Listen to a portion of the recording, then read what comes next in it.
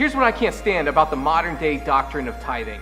It's misguided, misplaced, and absolutely holding back the church from truly impacting our culture. And yet, I love it. It may be nails on a chalkboard when some pastors talk about it, but it immediately puts my heart in check and reminds me that without faith, it is impossible to please God.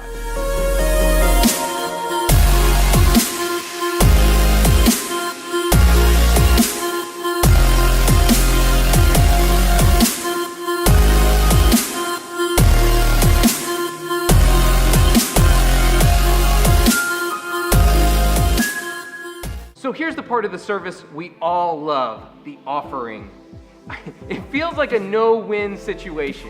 If I don't put anything in, what is everyone around me gonna think?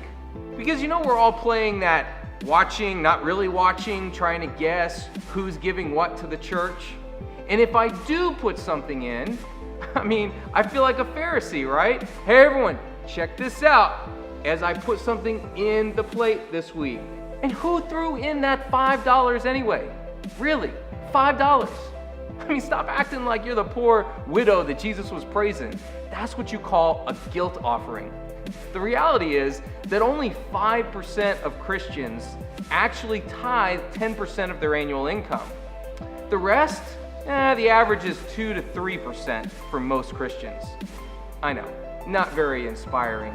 It's not exactly one of those self-sacrificing moments that we Christians are using to inspire the world.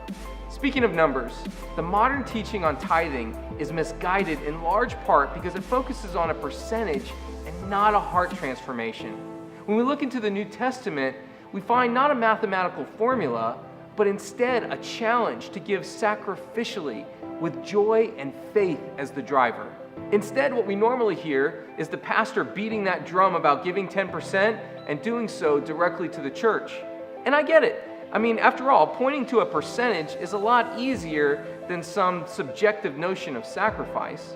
But we have to remember that the tithe, like many Old Testament laws, was designed to, one, set apart God's people from everyone else, and two, help us realize the sin and deceitfulness that was laying on our hearts. After Jesus' resurrection, what set apart the New Testament church was its uncanny ability to give beyond what was practical. We all know what we would be willing to sacrifice for a loved one in need, and God shows us what He was willing to sacrifice through the life of Jesus. So it kind of just makes sense that the New Testament would focus more on sacrificial giving and doing so extravagantly through not just our money, but our time, talent, resources as well. Our response to this call to be generous often reveals what our hearts truly value.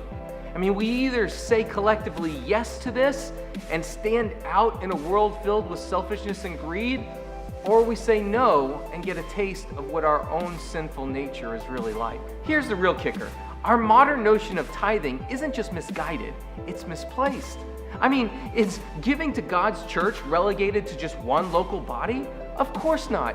The Big C Church is at play in thousands of different ways, from nonprofits to missionaries to just regular folks like you and me meeting the needs of our neighbors. The New Testament gives us freedom to follow God's lead in where and what we give.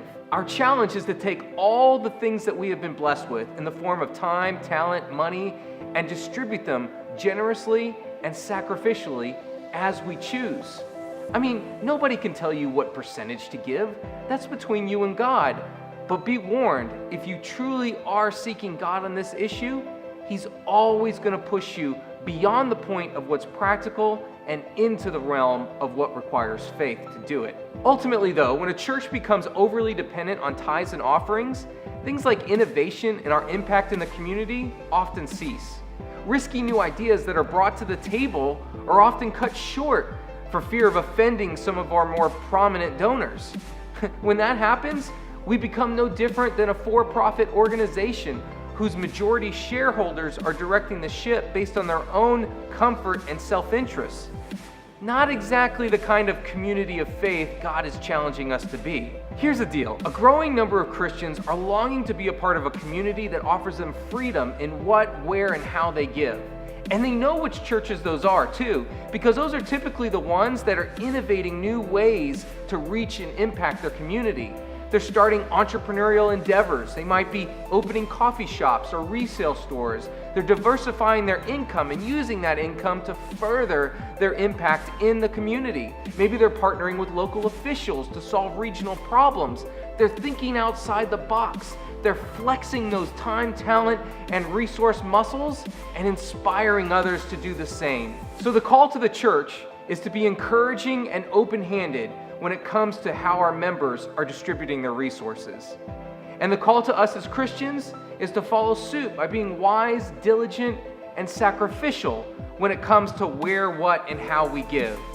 And remember, if what we are offering the world isn't requiring faith, then we're probably doing it wrong. Like I said, I love and hate the doctrine of tithing. All I know is that if we're seeking God's counsel on this issue, then whatever it is we give and wherever it is we give it, we can trust that He's going to allocate it the right way.